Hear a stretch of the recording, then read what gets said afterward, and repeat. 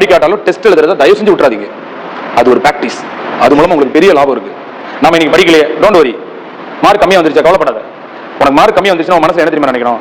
ஒரு பொண்ணு எங்கும் தமிழ்ல 3 பரீட்சையில மார்க் சரியா எடுக்கல, 4வது பரீட்சையிலையும் ரொம்ப வருத்தப்பட்டுச்சு. எனக்கு படிக்கவே இல்லை சார், இந்த உங்க எங்கும் தமிழ் பரீட்சை வச்சதால எனக்கு மார்க் வரலன்னு வருத்தமா இருக்கு சார், ரொம்ப கஷ்டப்பட்டு படிச்சு சார் மார்க் வரல. ஏமா நீ நார்மலா எவ்வளவு நேரமா படிப்பேன்? 4 மணி நேரம் படிப்பேன் சார். இந்த பரீட்சைக்கு எவ்வளவு நேரமா படிச்சேன்? 10 நாளா தூங்காம 12 மணி நேரம் படிச்சேன் சார், மார்க்கே வரல சார். உன் உழைப்பு 3 மடங்கா இருக்குல்ல, நீ மார்க்கை பத்தி கவலைப்படாத, உனக்கான மார்க் உனக்கு வரும். அந்த கொஸ்டின் எப்படி கேட்கறாங்க அப்படிங்கிறது உனக்கு மட்டுப்பட உன் சக்திக்கு ஏற்ற மாதிரி கொஞ்சம் லேட் ஆகும், கொஞ்சம் டைம் ஆகும். நீ உழைப்பு உன்னை விட்டு எங்கேயும் போகாது. நீ மார்க் வரலாம் கவலைப்படாது, வரும். அது எங்க போயிடும்? உழைப்ப குறைக்கல.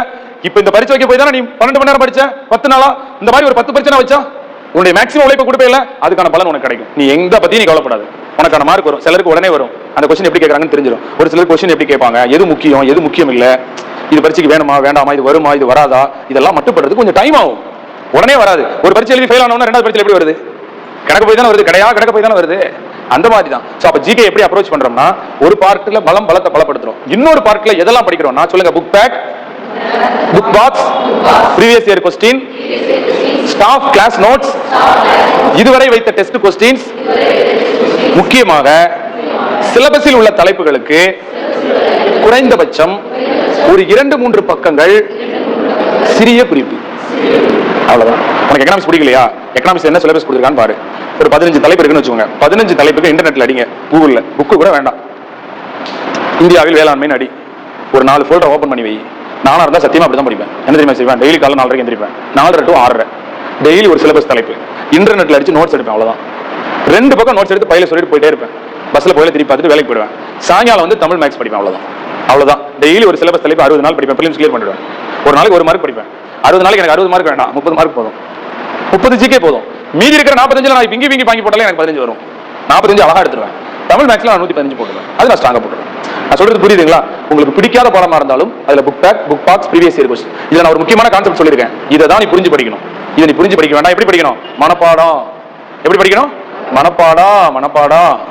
நம்ம என்ன எல்லாத்தையும் புரிஞ்சா படிச்சுட்டு இருக்கிறோம்? யாருக்கனே மனப்பாடம்லாம் நான் பண்ண மாட்டேன் சார்லாம் சொல்லாதீங்க.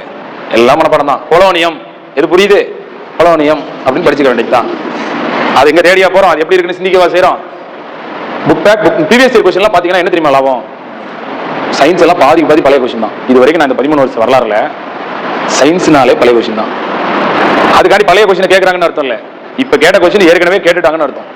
யார் அமிலங்கள்ல கொஸ்டின் எடுக்க சொன்னாலும், இப்ப நான் உங்க எல்லார்ட்டையும் அமிலங்கள்ல 10 கொஸ்டின் எடுக்க சொல்றேன், நீங்க எல்லாருமே ஒரு 5 கொஸ்டின் சேமா எடுத்துருவீங்க. அப்பனா யார் கொஸ்டின் எடுத்தாலும் சில கொஸ்டின் எடுக்க தான் செய்வாங்க. வேதி பொருட்களின் அரசு எல்லார் பேப்பர்லயும் இருக்கும்.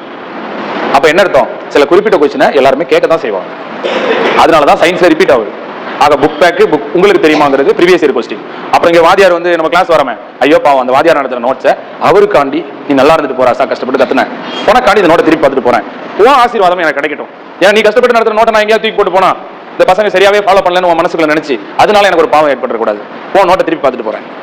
அதுக்கடுத்து இந்த டெஸ்ட் எழுதின கொஸ்டின்ல இப்ப தான் முட்டாள்தனம் பண்ணிட்டேன், இனிமேலாவது இதே கொஸ்டினை கேட்டா ஒரு கல்லில் ஒரு தடவை தடிக்க விடலாம், 2வது தடவை தடிக்க விடுறதுக்கு நான் என்ன ரோசம் இல்லாதவனா, இன்ஸ்டியூட்ல வச்ச டெஸ்ட் கொஸ்டினையாவது திருப்பி கேட்டா நான் மார்க் எடுத்துட்டு போறேன். அது பண்ணலாம்ல. இது போக நீங்க உங்களுக்கு செய்யற ஒரே ஒரு ஸ்பெஷலான வேலை என்ன தெரியுமா? டெய்லி சிலபஸ்ல உள்ள தலைப்புக்கு 2 பக்கம் நோட்ஸ் எடுங்க. உங்களுக்கு பிடிக்காத பாடத்துக்கு 2 பக்கம் எடு. நீ வேணா ஆச்சரியப்படுவேன். சிலபஸ்ல உள்ள தலைப்புக்கு பிறகு 2 பக்கம் நோட்ஸ் எடுத்தா பிலிம்ஸ் கிளியர் பண்ணிடலாம். எல்லா தலைப்புக்குமே. இ கவர்னன்ஸ் எல்லாம் நான் தான் புக் போட்டேன். இந்த ரீசெண்டா கொஸ்டின் கேட்கும்போது எங்க இருந்து கொஸ்டின் கேட்டாங்கன்னு தேடி பார்த்தா இன்டர்நெட்ல அப்படியே பேஜ் ஓபன் பண்ண அந்த கொஸ்டின் அப்படி இருக்கு. ஏன்னா கொஸ்டின் எடுக்கிறவன் எப்படி எடுப்பான்? இப்போ நான் உங்க சிலப்பதிகாரத்தில் 50 கொஸ்டின் எடுக்க சொல்றேன், நீங்க எப்படி எடுப்பீங்க? நெட்டை தான் ஓபன் பண்ணி எடுப்பீங்க. உங்களுக்கு புக்கா இருக்க போது 50 புக்கு. உங்களுக்கு ஒன்று தெரியுமா? தமிழ்நாட்டில் இருக்க அத்தனை கோச்சிங் சென்டர்லையுமே மாடல் எக்ஸாம் வைக்கிறாங்கல்ல, கொஸ்டின் பேங்க் போடுறாங்கல்ல, இவங்கெல்லாம் என்ன தகுதி இருக்கு? நல்லா யோசிச்சு பாருங்க. அத்தனை கோச்சிங் சென்டர்லையும் வைக்கிற டெஸ்ட் கொஸ்டினை யார் எடுப்பா? ஒன்று ஸ்டூடெண்ட் எடுப்பாங்களா? இல்ல ஓல்டு ஸ்டூடெண்ட் எடுப்பாங்களா? இல்ல வாத்தியார் எடுப்பாரா? இல்ல நானே எடுக்கிறேன்னு வச்சுக்கோங்க. எனக்கும் ஒரிஜினல் கொஸ்டின் எடுக்கிறவங்களையும் கம்பேர் பண்ணுவோமா?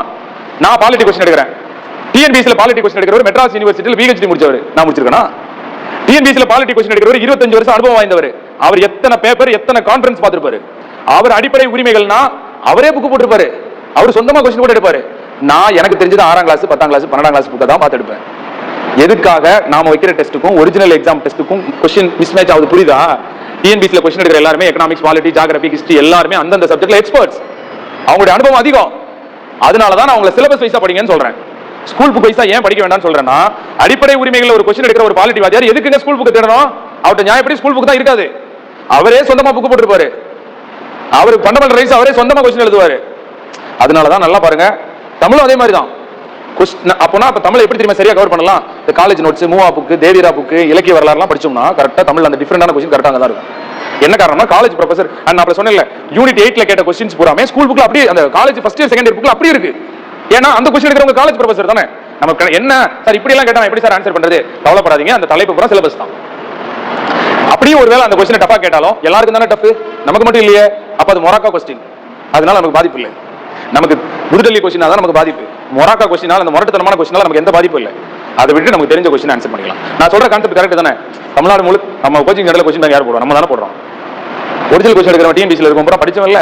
அப்போ நிச்சயமா நம்ம வச்ச டெஸ்ட் கொஸ்டின் இங்க நீங்க எழுதுற எங்கும் தமிழ் உன்னால் முடியுமுக்கும் ஒரிஜினல் எக்ஸாமுக்கும் டிஃபரெண்ட் இருக்குமா இருக்காதா? நிச்சயமா 10% இருக்கும், இல்லாமலாம் இருக்காது. ஆனாலும் நான் பார்த்து அப்படி வரக்கூடாதுன்னு சொல்லி உன்னால் முடியுமா. நிறைய பேர் பார்த்து என்ன சொல்றீங்க, ஒரிஜினல் எக்ஸாம் கூட இந்த அளவுக்கு இருக்காது, எங்களை அநியாய பாடாப்படுத்துறீங்களே சார். ஒருத்தெல்லாம் எங்கும் தமிழ் பரிசு எழுதி சொல்றான், இனிமே நான் படிக்க வேண்டாம்னு முடிவு பண்ணிட்டேன், இந்த பாவம் இந்த புண்ணியம் எல்லாம் உங்களை தான் சேரும்ன்றான். நான் கஷ்டப்பட்டு படிச்சேன், எனக்கு மார்க்கே வரல. எனக்கு இதுக்கு முன்னாடி எங்கும் தமிழ் கேட்டோம்னா கால்ஃபர் வரல, இப்ப கால்ஃபர் வந்துருச்சு. இனிமே உங்களுக்கு கஷ்டமான கொஸ்டின் கேட்க மாட்டோம். பரீட்சையில் எப்படி வரும்? 80 கொஸ்டின் ஈஸியா தானே இருக்கும், 20 கொஸ்டின் தான் ஸ்டாண்டர்டா இருக்கும். இனிமே கொஸ்டின் உங்களுக்கு அப்படிதான் இருக்கும். ஏன்னா இனிமே வைக்கிற டெஸ்ட் எல்லாம் உங்க நம்பிக்கை அதிகப்படுத்துற மாதிரி இருக்கணுமே தவிர உங்க நம்பிக்கையை குலைக்கிற மாதிரி இருக்க கூடாது. உங்களுடைய ரியல் பிராக்டிஸ்ங்கிறது ஒரிஜினல் எக்ஸாம்ல வர கொஸ்டின் கொடுக்கணும், அதான் ரியல் பிராக்டிஸ். சரியா? நான் கம்ப்ளீட் பண்ணிடுறேன். சோ இப்போ இது ரெண்டுக்குள்ள கம்பேரிசன் புரியுதா? பலத்தை என்ன செய்யறோம், மேலும் பலவீனத்தை என்ன செய்யறோம், சமாளிக்கிறோம். இது மேக்ஸிமம் டைம், மினிமம் டைம் புரிஞ்சு படிக்கிறோம், மனப்பாடம் பண்ணி படிக்கிறோம். இது ஈஸி இன்ட்ரெஸ்டட் பேக்ரவுண்ட், இது no background, no interested, no difficult. இது 4.5 மணி நேரம், இதுக்கு 1.5 மணி நேரம். இது ஒரு 6 பாடம் 45 மார்க், இது மீதி இருக்கிறதுல 30 மார்க். இதுல ஃபுல் மார்க் எடுக்க ட்ரை பண்ணணும். இதுல ஜஸ்ட் தெரிஞ்ச கொஸ்டின் பார்த்தா போதும். இதுல நீங்க 30க்கு 10 கொஸ்டின் போட்டா போதும். மீதி இருக்கிற 20ல ஒரு 5 போட்டா போதும். அதாவது 30ல உங்களுக்கு தெரிஞ்ச கொஸ்டின் 10 இருக்கிற மாதிரி பண்ணா போதும். மீதி 20 கெஸ் பண்ணி போடுவீங்கல்ல, அதுல ஒரு 5 போட்டா போதும். 20க்கு 5 எல்லாம் போட்டுறலாம். இதுல 45க்கு 40, இதுல 30க்கு ஒரு 10 நல்லா தெரிஞ்சு நீ உண்மையிலேயே book back, book box, syllabus தலைப்பெல்லாம் நீங்க டச் பண்ணா 10 கொஸ்டின் வந்துரும். மீதி 5 கொஸ்டின் டெஸ்ட் பண்ணி போடுங்க, 15. இது ஒரு 40, 55 கொஸ்டின் ஜிகேல நீங்க போட்டீங்கன்னா அது group 2 pass. Sorry, group 4 pass. 40 போட்டா போதும் குரூப் 2 பாஸ். அப்ப இதுலயே குரூப் 2 க்ளோஸ். நீங்க குரூப் 2 படிக்கிறீங்கன்னா பிடிக்காத பாடத்தை தொடாம கூட பாஸ் ஆயிடலாம். குரூப் 2 படிச்சீங்கன்னா பிடிக்காத பாடத்தை தொடாம கூட பாஸ் ஆயிடலாம். நீங்க குரூப் 4னா பிடிக்காத பாடத்திலையும் ஈஸியான கொஸ்டின் நீங்க ஆன்சர் பண்ணணும். ஏன்னா குரூப் 4 கொஸ்டின் ஈஸியா இருக்கும் ஜிகே. அதை நம்ம ஒதுக்கி வச்சுட்டு அதுல ஈஸியா கேட்ட மாட்டி கூடாது பாருங்க. அதனாலதான் குரூப் 4க்கு பிடிக்காத பாடமா இருந்தாலும் மினிமம் தெரிஞ்சுக்கணும். குரூப் 2க்கு பிடிச்ச பாடத்தை நல்லா தெரிஞ்சுக்கிட்டா போதும். அப்படி இல்லைன்னா குரூப் 2க்கு நீங்க 6 பாடம் படிக்க வேண்டாம், 4 பாடம் படிங்க. இந்த மெத்தட் அப்படியே ஃபாலோ பண்ணுங்க. நீங்க 4 பாடத்தை நல்லா படிச்சுட்டு மிச்சம் இருக்கிற பாடத்துக்குலாம் புக் பேக், புக் பாக்ஸ், நம்ம இன்ஸ்டியூட்ல வச்ச டெஸ்ட் கொஸ்டின், வாத்தியார் நோட்ஸ் ஜஸ்ட் திருப்பி பாருங்க. நான் எத்தனை டைம் டேபிள் கொடுத்தாலும் பிடிச்ச பாடமா இருந்தா மட்டும் தான் நல்லா படிக்கணும். பிடிக்காத பாடமா இருந்தா ஜஸ்ட் வாசிக்கணும், அவ்வளவுதான். இன்ஸ்டியூட்ல டெஸ்ட் வைக்கிறாங்க, நாளைக்கு பிசிக்ஸ் படிச்சேன்னு சொல்லிட்டு வீடியோ படிக்க கூடாது. உனக்கு பிசிக்ஸ் இன்ட்ரெஸ்டா இல்ல அப்ப எதுக்கு படிக்கிற? சும்மா அரை மணி நேரம் திருப்பி பார்த்துட்டு உனக்கு கிடைச்ச நேரத்தில் நீ இதை தான் படிக்கணும். தேவையில்லாத வேலை பார்க்க 11th 12th சயின்ஸ் படிக்க நம்மளால படிக்க முடியுமா? முடியாது. நமக்கு எதுக்கு தேவையில்லாத நம்ம தேவையில்லை. இதுக்கு ஒரு அருமையான திருக்குறள் என்ன, பலவீனத்தை எப்படி பார்க்கணும்னா குளிர்ல தீ காயிற மாதிரி பலவீனமான சப்ஜெக்ட் வச்சுக்கணும். அதாவது இந்த பிடிக்காத சப்ஜெக்ட் முழுசாவும் படிக்க முடியாது, அதே நேரத்தில் விட்டுட்டும் போக முடியாது. தீல எப்படி குளிர் காயும்? பக்கத்துலயும் போனா சுற்றும், விட்டுட்டு போனா அதுக்கு எதுக்கு குளிர் தீய மூட்டணும்?